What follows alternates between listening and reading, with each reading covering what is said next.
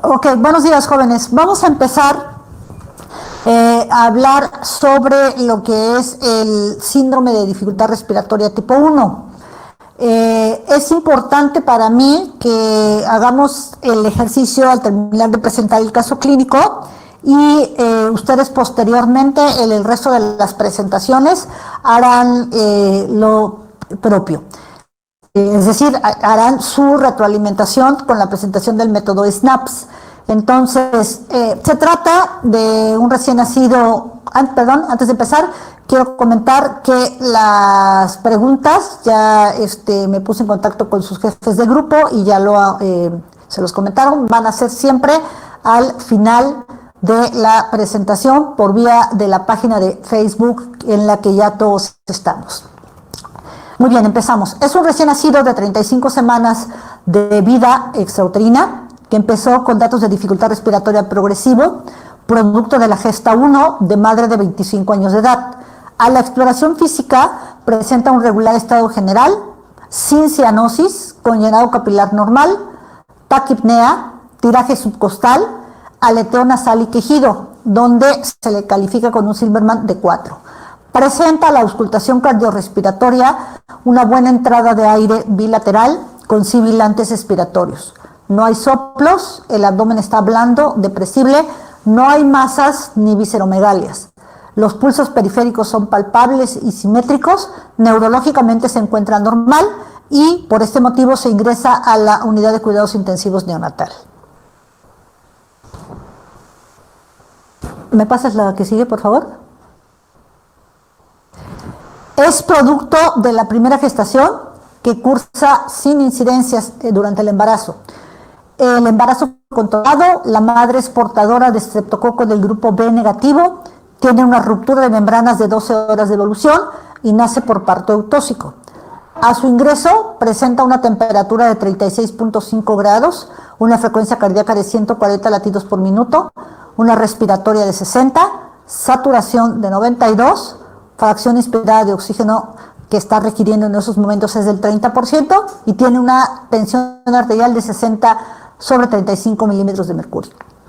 Conforme pasa el tiempo, se observa aumento progresivo del distrés respiratorio y las necesidades de aumento del oxígeno empiezan a ser cada vez mayores. Aunque la gasometría arterial que se le toma es dentro de la normalidad. Entonces, si todos hacemos el ejercicio, vean, en resumen, es un recién nacido prematuro que tiene datos de dificultad respiratoria. La narrativa, producto de la gesta 1, aparentemente solamente tuvo el antecedente del parto prematuro y de la mamá que es portadora de estreptococo del grupo B.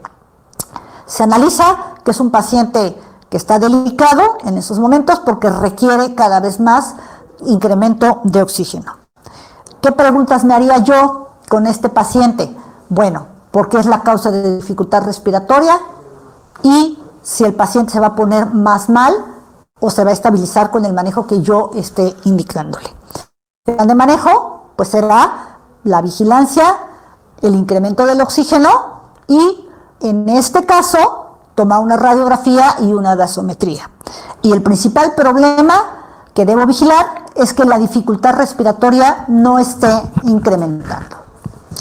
Entonces, los objetivos de esta charla son identificar los factores de riesgo de estos pacientes, detectar los signos clínicos radiológicos que se presentan en esta entidad, realizar un diagnóstico oportuno, dar un tratamiento adecuado, disminuir la mortalidad y evitar las secuelas a largo plazo.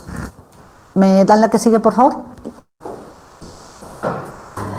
¿Qué es el síndrome de dificultad respiratoria tipo 1? Es la principal causa de morbimortalidad en un neonato pretérmino y se caracteriza por una inmadurez pulmonar en la que existe ausencia del surfactante, presencia de microatelectasias alveolares con cortocircuitos intrapulmonares, incapacidad importante para captar la oxigenación y eliminar el CO2 y un deterioro progresivo clínico del paciente.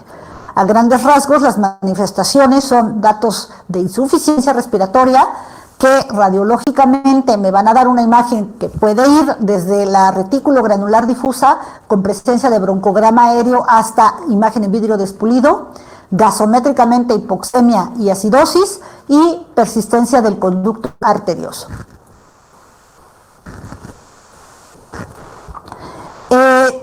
Su incidencia global es del 1% de los recién nacidos vivos y la relación es inversamente proporcional a la edad gestacional, que quiere decir que a menos de 28 semanas se puede presentar entre el 60 y el 80%, de 32 a 36, del 20 al 30 y arriba del 36% es excepcional.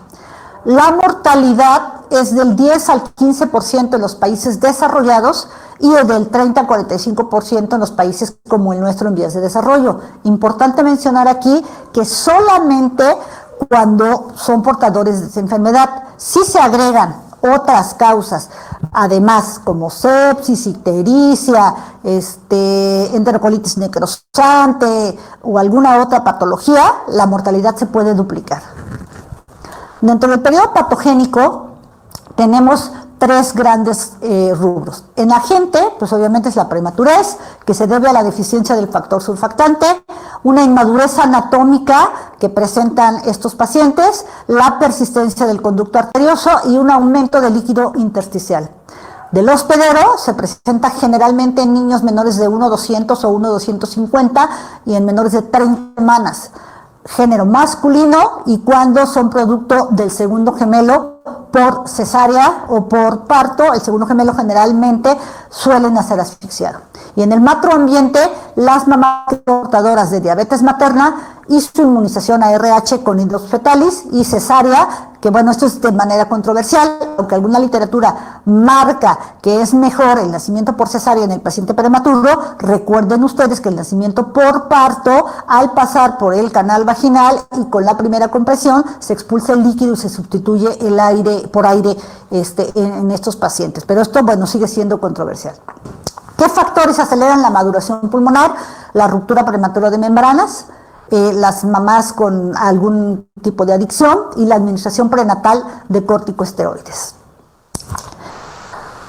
Dentro de la prevención primaria tenemos la promoción a la salud, que es llevar una buena planificación familiar, control prenatal adecuado, que si ya las consultas mínimo 5, los ultrasonidos, el peso, la talla, los factores de la mamá, si no desarrolló diabetes, hipertensión, etcétera. Y la vigilancia en todas las pacientes que tengan alto riesgo.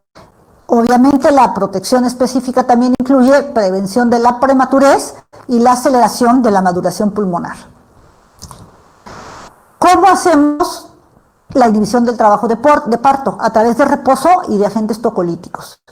Se recomienda corticosteroides antenatales en el nacimiento que es prematuro inminente con menos de 34 semanas, en las mujeres con riesgo de parto pretérmino, con semanas de 6 a 34, con niños que tengan entre 34 a 37 semanas y presencia de inmadurez pulmonar documentada, y se administra 24 a 48 horas antes del parto. Aquí muy importante, ayer ustedes hicieron una revisión bibliográfica sobre prematurez. Recuerden que podemos tener varias maneras de clasificarla. El niño de 26 semanas se considera un producto extremadamente prematuro o inviable, pero con el desarrollo de las unidades tecnológicas de cuidados intensivos, pues pueden llegar a sobrevivir, aunque pueden llegar a tener muchas secuelas. ¿Qué es lo que hace el esteroide? Hace que el alvéolo se presente de mayor tamaño, que el tabique entre ambos alvéolos o entre todos los alvéolos sean más delgados, que aumenten los cuerpos lamelares, que aumente la cantidad de fosfolípidos del surfactante y que favorezca el desarrollo anatómico de surfactante y alvéolos. ¿Cuál se puede indicar? Betametasona y dexametasona. Betametasona 12 miligramos intramuscular cada 24 horas por 2 dosis y dexametasona 6 miligramos intramuscular cada 12 horas por 4 dosis. La literatura es controversial. Algunos neonatólogos experimentados recomiendan mejor la betametasona sobre la dexametasona. Sin embargo, no tienen un nivel de evidencia 1A. Se dice que les puede ir mejor porque la dexametasona podría llegar a condicionar hemorragia intraventricular por la misma osmolaridad que tiene y porque su factor antiinflamatorio no sería tan importante para este tipo de lesiones. Entonces, hay que buscar los niveles de evidencia 1A. En la etapa subclínica tenemos 4 factores generadores, que es la deficiencia del surfactante, la inmadurez anatómica, la persistencia del conducto arterioso y el exceso de líquido pulmonar. Si estamos hablando de que la principal causa de que se presente esta patología es porque hay deficiencia del factor surfactante, hay que conocer de qué está hecho el surfactante. Y les dejo esta diapositiva en la que ustedes pueden ver los porcentajes en los que se distribuye la composición de este. Cuando hay un buen factor surfactante que se produce, se almacena, se secreta y se recicla en los neumocitos tipo 2 en suficiente cantidad y calidad, esto es decir, a mayor edad gestacional, hay mayor posibilidad de este binomio. Suficiente en cantidad y calidad. ¿Qué hace? Disminuye la presión de distensión, aumenta la elasticidad pulmonar, acelera la eliminación del líquido, disminuye el trabajo respiratorio y disminuye el tono precapilar. Cuando no hay alvéolos terminales desarrollados y por ende hay ausencia de producción de factor surfactante, el mesénquima alvéolo capilar se ve más grueso y me va a condicionar mayor permeabilidad alveolar, que a su vez me causa edema intersticial y favorece la persistencia del conducto arterioso. De por sí, la circulación fetal, ustedes ya lo vieron en neonatología, en pediatría, en crecimiento y desarrollo en salud infantil, pues ya saben cómo se presenta la persistencia del conducto arterioso y a qué edad se va a cerrar esta. Al mismo tiempo, la permeabilidad capilar hace que la resistencia vascular pulmonar esté aumentada y me condiciona hipertensión pulmonar persistente. Entonces serán 2 datos adicionales que ustedes tienen que buscar al síndrome de dificultad respiratorio tipo 1. Persistencia del conducto arterioso e hipertensión pulmonar persistente. ¿Qué me condiciona clínicamente? Una menor elasticidad de la pared torácica y que ésta se vuelva flácida. De por sí, el niño es respirador abdominal y tiene poca elasticidad muscular en la caja torácica, aunado a la deficiencia de surfactante, esta se va a ver incrementada y por lo tanto hay necesidad de mayor presión negativa para vencer estas resistencias. La membrana hialina es un material localizado en las vías aéreas distales que causa necrosis celular. Está compuesto de fibrina y de residuos celulares. Y no solamente se presenta en el síndrome de dificultad respiratoria tipo 1, puede estar presente en el síndrome de dificultad respiratoria del niño, en una neumonía, en una contusión pulmonar, en un edema agudo pulmonar.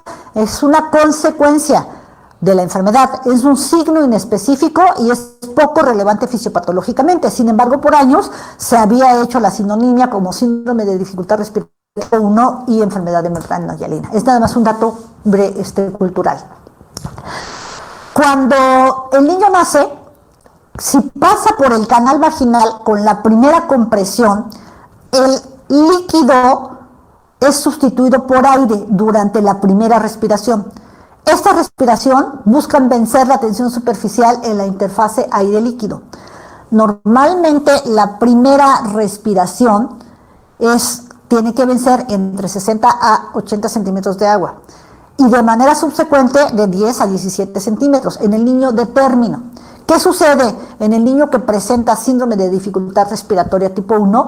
Pues la primera inspiración no pueden vencer esta presión, entonces hay una repetición importante del esfuerzo respiratorio por el colapso alveolar y hay una fatiga progresiva que me va a llevar a un deterioro terminal de la función respiratoria del paciente. ¿Cómo se va a encontrar el paciente?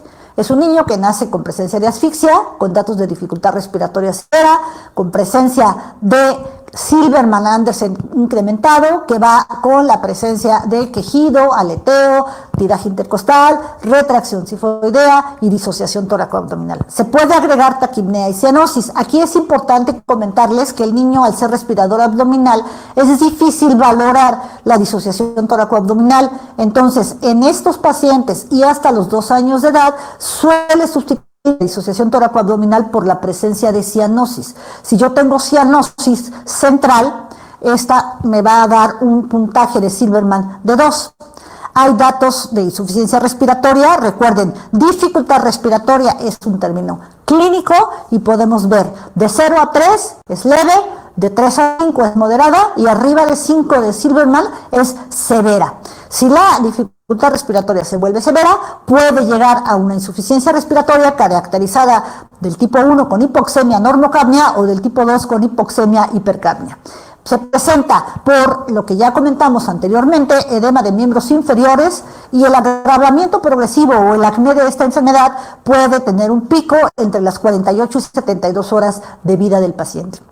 Hay niños que nacen con síndrome de dificultad respiratoria, pero además presentan apneas, o sea, hay enfermos, no enfermedades. Si el niño presenta apnea, debo de pensar también que tiene hipoxemia importante, inestabilidad térmica o que puede estar desarrollando, además del síndrome tipo 1, sepsis. La prevención secundaria, pues sería importante hacer el diagnóstico precoz con la toma de relaciones y tinosfingiomielina del líquido amniótico o la medición del fosfatidilglicerol en el líquido amniótico o la prueba de la estabilidad de la espuma. En la primera, arriba de 2 me indica madurez y en las otras 2, si son positivos, me indica madurez. ¿Cuál es el riesgo de hacer esta prueba? Pues puede precipitar el trabajo de parto. El diagnóstico en el recién nacido va a ser eminentemente clínico con un acompañamiento de una toma de radiografía que puede ir desde broncograma aéreo hasta vidrio despulido, y la gasometría arterial me va a ayudar a hacer un indicador de gravedad, y tendremos que hacer diagnósticos diferenciales, entre ellos con una neumonía neonatal y de unos que veremos al final. Y el tratamiento de estos pacientes está encaminado a 5 puntos. Las medidas generales, el equilibrio hidroelectrolítico y calórico, el equilibrio ácido-base, la oxigenación y el apoyo nutricional. Podemos ver nosotros la primera imagen con broncograma aéreo en la que se observa en las flechas y que podemos hablar de que es un síndrome de dificultad respiratoria tipo 1 o 2, perdón, tipo 1 leve o moderado, o hasta una imagen en vidrio despulido en la que ya es una enfermedad severa. La presencia de una alteración radiológica no siempre se correlaciona clínicamente con el paciente. Puede ser que el paciente tenga una placa normal, pero tenga una dificultad respiratoria muy marcada, y entonces nos tendremos que ir por los datos clínicos y los antecedentes de este paciente. Las medidas generales, como son niños que tienen incremento de la frecuencia respiratoria, se recomienda dejar en ayuno, pero no más de 48 horas, sobre todo mientras más duro sea el paciente. Mantener una vía aérea permeable, con aspiración, con posicionamiento, como lo que ya todos ustedes conocen en su manual de reanimación neonatal. Mantener los normotérmicos en una incubadora, en una cuna de calor radiante. Es importante aquí mencionar que el centro termorregulador empieza a funcionar de una manera adecuada a partir de las 35 semanas. Entonces, a menores de 35 semanas, pues hay que mantenerlos siempre en una incubadora o una cuna de calor radiante. La uresis horaria, que debe ser entre 1 y 5 mililitros por kilo por hora, el balance de líquidos por turno, tomar signos vitales que incluyan la temperatura, la tensión arterial, la frecuencia cardíaca, la respiratoria, la saturación de oxígeno y el llenado capilar. E instalar un catéter en la arteria y vena umbilicales para la toma de muestras y de gases arteriales si es que se requiere. Respecto al equilibrio hidroelectrolítico y calórico, tenemos que manejarlo con las soluciones de la siguiente manera. De las primeras 48 horas, siempre y cuando el paciente no tenga persistencia del conducto arterioso, lo manejaremos entre 65 y 85 mililitros por kilo con glucosada al 10%. En el tercer y cuarto día, entre 90 y 120, con sodio y potasio de 2 a 3 mil equivalentes por kilo por día. Y de 120 a 140 los días posteriores, agregando calcio y magnesio. El aporte que debemos darle en calorías a estos pacientes deberá cubrir 30 a 40 por kilo por día. Y se recomienda iniciar con 6 miligramos por kilo minuto de glucosa, evaluar y ajustar los dextrostics cada 4 a cada 8 horas, y tomar en cuenta que el niño que es menor a 1 kilo tiene un riesgo importante de hiperglicemia. Entonces deberemos darle solución glucosada al 5. ¿Por qué es importante esto? Porque la hiperglicemia aumenta la osmolaridad plasmática incrementada puede condicionarme hemorragias del sistema nervioso central. Recuerden que una de las condicionantes o de las consecuencias de la prematurez es la inmadurez de los aparatos y sistemas, y todos los niños, sobre todo los que nacen con asfixia, tienen riesgo de hemorragias a nivel del sistema nervioso central, y el prematuro a nivel de los ventrículos, y el pronóstico del neurodesarrollo no es tan bueno cuando se presentan estos pacientes.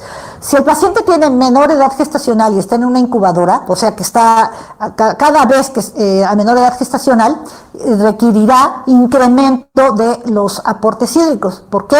Un cuerpo pequeño tiene una mayor superficie corporal, entonces por lo tanto perderá más líquidos. ¿Cada cuánto le debo aumentar? De un 10 a un 15%. Respecto al equilibrio ácido-base, estos pacientes suelen cursar con acidosis de tipo metabólica o respiratoria o bien mixta. La metabólica se asocia generalmente a datos de hipoxia o hipovolemia, y la respiratoria más a la falla pulmonar. Aquí la corrección con bicarbonato en el neonato, sobre todo si es pretérmino, suele ser muy controversial. Los neonatólogos no están muy de acuerdo y hasta han aceptado algunas guías de práctica clínica que cuando el pH sea menor a 7.1 y siempre y cuando la acidosis sea de tipo metabólico, que ustedes en sus clases de fisiología ya saben cómo se da y cuáles son las características de esta, se pudiese administrar bicarbonato de sodio, pero no la corrección al 100% ni de manera rápida. ¿Cómo se recomienda? De 1 a 3 mil equivalentes por kilo por dosis, con esta fórmula, al cuarto molar. Es decir, lo que yo tengo de bicarbonato lo voy a diluir en 4 veces en agua, para poder administrar el bicarbonato de manera adecuada y evitarme que la osmolaridad penetre en el sistema nervioso central y me dé más riesgo de hemorragias. ¿Qué respecto al oxígeno? Esto está indicado cuando la presión parcial de oxígeno es menos de 60 milímetros de mercurio, cuando hay presencia de cianosis central, cuando hay datos de asfixia, apnea e insuficiencia respiratoria importante. ¿Cómo se debe administrar? Húmedo y caliente, vigilando su concentración y evaluando la respuesta con gasometría arterial o con oximetría de pulso. Recuerden, la oximetría de pulso debe ser mantenida entre el 88 y el 94%, nunca al 100%, porque hay producción de radicales libres de oxígeno que me van a condicionar de por sí en la inmadurez que tienen todos los prematuros de sus órganos y sistemas. Estos radicales libres de oxígeno me van a condicionar retinopatía del prematuro, que me va a hacer posteriormente ceguera, y una displasia broncopulmonar, que los condena a ser niños que sean dependientes de oxígeno por mucho tiempo. Entonces, ¿qué se recomienda además también para mejorar la oxigenación? Mantener una temperatura normal. Si el niño está frío, me puede condicionar la triada letal. Mantener una perfusión tisular adecuada a través de una presión arterial media normal y un hematocrito arriba del 40% para el transporte de hemoglobina. Acuérdense ustedes, cada gramo de hemoglobina me transporta 1.33 o 1.34 mililitros de oxígeno. ¿Cómo se recomienda administrar el oxígeno? La mejor manera que recomiendan es a través del uso del CPAP, porque mejora considerablemente la mortalidad en esta enfermedad, mejora la capacidad funcional residual, previene el colapso alveolar, mejora la ventilación-perfusión y reduce el número y duración de los días de ventilación mecánica. Esto siempre y cuando el paciente lo tolere. Si el paciente está sumamente grave, pues tal vez requiera ventilación mecánica invasiva desde el principio. También el CPAP es una manera de, cuando ya tuviste al paciente en ventilación mecánica invasiva, lo puedes pasar a CPAP como moda de disminución o de destete ventilatorio. O también la cánula de alto flujo, que les va muy bien a estos pacientes prematuros. El apoyo nutricional importantísimo, porque influye mucho en la sobrevida y calidad de vida de los pacientes. Se debe iniciar lo más pronto posible.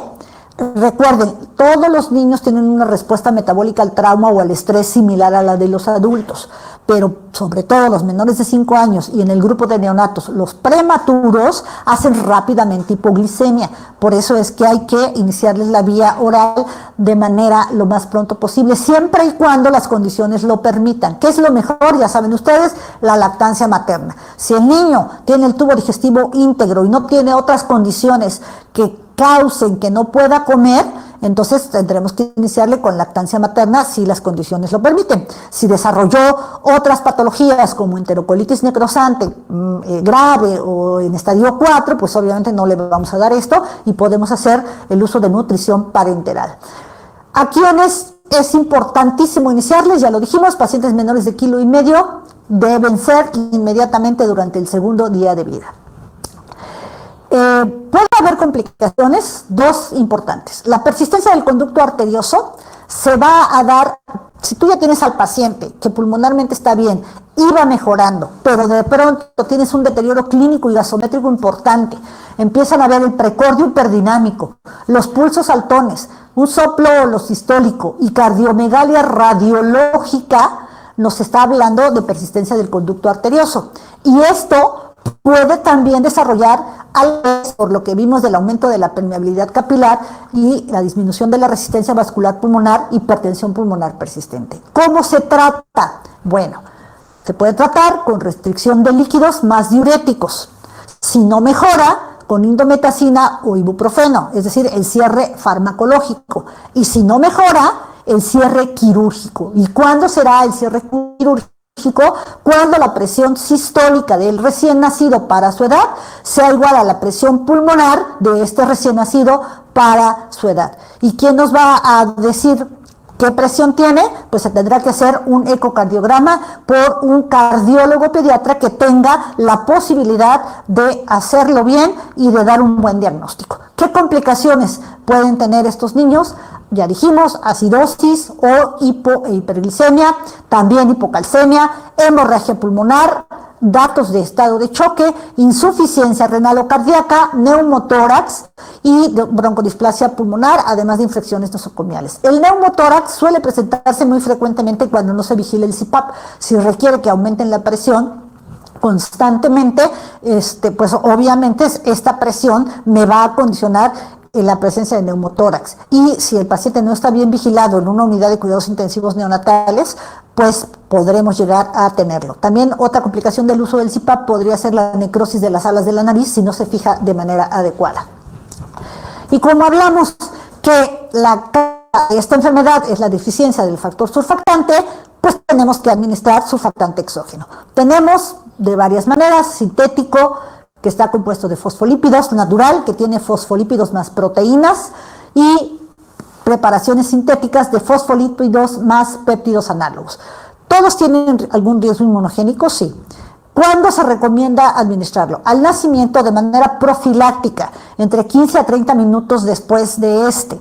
Las indicaciones son en neonatos de menos de 1 kilo, 200 gramos o menores de 32 semanas. Por la técnica rápida, se administra surfactante, se posiciona la cabeza de tal manera que llegue a las zonas de West del surfactante, que cumpla con esta función, y se extuba al paciente y se vigila. ¿Cómo se va a vigilar? Con una radiografía cada 6 a 2 horas, con la medición de la presión media de la vía aérea y con la fracción inspirada de oxígeno. Si la radiografía mejora, si la presión media de la vía aérea es menor a 6 centímetros de agua y la fracción inspirada de oxígeno es menor a 60, no va a requerir otra dosis y no va a requerir ningún otro tipo de apoyo ventilatorio. Pero si la radiografía empeora, la presión media de la vía aérea es mayor a 6 centímetros de agua y la fracción inspirada de oxígeno es más allá del 60%, va a requerir otra dosis de surfactante u otra manera de tratar este problema, que sería la ventilación mecánica invasiva. Se recomienda que después de pasar el surfactante le pongas CPAP, lo vigiles, vayas vigilando estos parámetros. No hay mejor, pasas a ventilación mecánica invasiva, que puede ser la convencional. Sin embargo, cuando el paciente tiene hipertensión pulmonar persistente, podemos llegar a tener presencia de ventilación mecánica de alta frecuencia, es decir, hay tantísima presión de la pulmonar que no se vence de esta resistencia y tengo que meterla de oscilatoria, en donde una respiración es igual, o un hertz más bien, es igual a 60 respiraciones por minuto. Entonces, ya es un manejo de pacientes a un tercer nivel de atención y exclusivamente por neonatólogos. Por eso es muy importante que todos, cuando estamos en primer contacto como médicos de primer nivel de atención, seamos pasantes, médicos generales, o tengamos la posibilidad de hacer una residencia en el servicio social, etcétera. Estos pacientes no se deben de quedar en un lugar en donde no exista las condiciones humanas y tecnológicas para tratar a los mismos. ¿Con qué tenemos que hacer diagnóstico diferencial? Con todas las entidades que me den dificultad respiratoria, como pueden ser taquipnea transitoria del recién nacido, neumonía intrauterina, síndrome de aspiración de meconio, sepsis, enterocolitis necrosante y desequilibrio hidroelectrolítico, por decir algunas. Esta diapositiva nos debe de llevar a pensar de manera importante que todo el espectro clínico del recién nacido es muy sui generis. Y lo dicen los compañeros de pediatría y los compañeros de neonatología en forma de broma, que el neonato es pionero. Lo puedes ver bien, sobre todo el prematuro, y en 20, 30 minutos el paciente se te puede morir o te puede llegar al estado de choque. Entonces tenemos que ser muy clínicos para adelantarnos a que no se presenten complicaciones y a que no se vaya a agregar alguna otra patología además de las que platicamos. Propias de la enfermedad por la misma prematurez y sobre todo porque desafortunadamente todavía nuestra población no está acostumbrada a un buen control prenatal, nacen muchos pacientes con datos de asfixia y de hipoxia. Entonces, ¿qué nos van a dar? Hemorragias por la misma prematurez, por la hipoxia a nivel del sistema intraventricular. La hemorragia pulmonar es un riesgo de la aplicación del factor surfactante. Obviamente, todo esto me va a condicionar también retraso del neurodesarrollo e hipoacusia, retinopatía del prematuro y broncodisplasia pulmonar. Importante mencionarles aquí que los tamizajes obligatorios que deben de estar en un recién nacido, sobre todo si tiene factores de riesgo y es menor de 32 semanas, aunque no tenga factores de riesgo, será el metabólico, de preferencia el ampliado, el auditivo, el oftalmológico, el renal a través de la toma de un general de orina y si es prematuro de un ultrasonido, porque los prematuros nacen con unas 10 a 20% menos de nefronas y pueden ser condicionantes en un futuro de enfermedad renal crónica. El cardiológico y el ultrasonográfico. Entonces, esto es obligatorio para este tipo de pacientes. El pronóstico suele ser favorable siempre y cuando el tratamiento se haya realizado de manera oportuna y no tenga complicaciones agregadas. Es malo cuando hay complicaciones agregadas porque puede duplicarse la mortalidad. Si ya vimos que es hasta el 35, hasta el 70% de mortalidad en países en vías de desarrollo, cuando solamente tienen este síndrome de dificultad respiratoria tipo 1, si se duplica o si se agrega la sepsis, la enterocolitis, la hiperbilirrubinemia, pues puede duplicarse la mortalidad. Y si son también asociados a cardiopatías congénitas, la mortalidad puede incrementar. Es importantísimo revisar esta patología, jóvenes, que ustedes se hagan la pregunta a través del método SNAPS y que vayan viendo que si en un determinado momento tienen una mujer gestante con factores de riesgo, que sea adolescente, que tenga mal control prenatal, que tenga infecciones de vías urinarias de repetición, a pesar de que le hayan dado un tratamiento adecuado, que tenga un mal control prenatal, que sea diabética, que consuma drogas, que fume, que tome. Bueno, podemos llegar a tener mucha patología agregada y podemos llegar a tener este tipo de presentación clínica en pacientes. Entonces, no debemos quedarnos con ese tipo de pacientes en un primer nivel de atención y siempre habrá que mandarlos a un lugar en donde puedan ofrecerle una mayor posibilidad de atención que donde estemos nosotros. Les dejo la bibliografía, La salud y enfermedad del niño y el adolescente, de Martínez y Martínez, de la editorial del Manual Moderno, y la guía de práctica clínica mexicana para el diagnóstico y tratamiento del síndrome de dificultad respiratoria en el recién nacido. Recuerden ustedes, las guías de práctica clínica y las normas son hechos por consensos de expertos, se reúnen habitualmente cada 5 años, algunas han cambiado, otras no, pero lo importante que tenemos que analizar en ellas es el nivel de evidencia 1A, punto de buena práctica y punto de recomendación. Y además de esto, en los puntos de buena práctica y puntos de recomendación, ¿qué harían ustedes en el lugar en donde se encuentren desarrollando su práctica clínica? Como les comenté ya en el WhatsApp de los jefes de grupo, las preguntas serán a través de la página de Facebook que ya tenemos todos en el curso. Buenas tardes y nos vemos el día lunes con taquimia transitoria del recién nacido, y es probable que también veamos el segundo tema porque es un tema muy corto. Espero sus preguntas a través de la página. Muchas gracias, doctora.